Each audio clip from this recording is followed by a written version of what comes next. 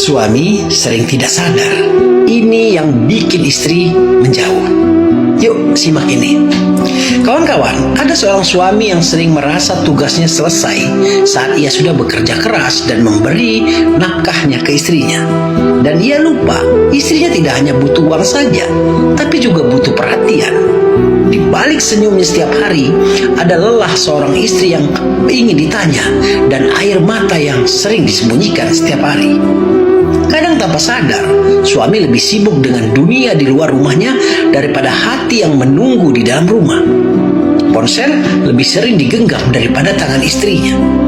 Jawabannya menjadi singkat, tatapannya jadi dingin, dan pelan-pelan perempuan yang dulu begitu ceria mulai belajar untuk berdiam sendirian.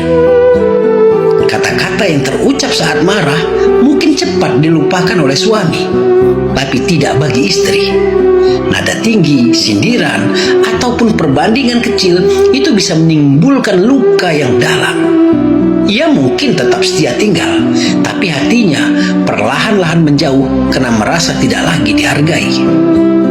Dan yang paling menyakitkan lagi, suami sering baru sadar saat istrinya berubah.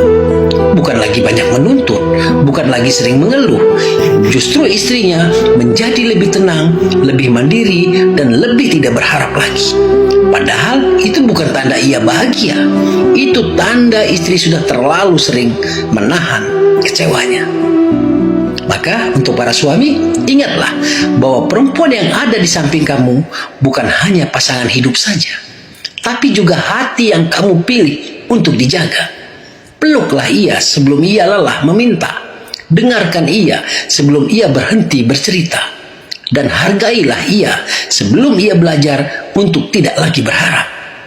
Karena cinta tidak selalu hilang karena dari akibat pengkhianatan ataupun selingkuh. Tidak, karena kadang ia pergi karena terlalu sering diabaikan. Dan untuk para istri, jangan biarkan lukamu membuat kehilangan kelembutanmu. Tetaplah berbicara saat hatimu ingin didengar. Tetaplah jujur tentang rasa lelahmu. Rumah tangga bukan tentang siapa yang paling kuat menahan sakit, bukan. Tapi tentang dua orang yang sama-sama mau belajar memperbaiki diri, saling menguatkan dan saling menjaga sampai menua.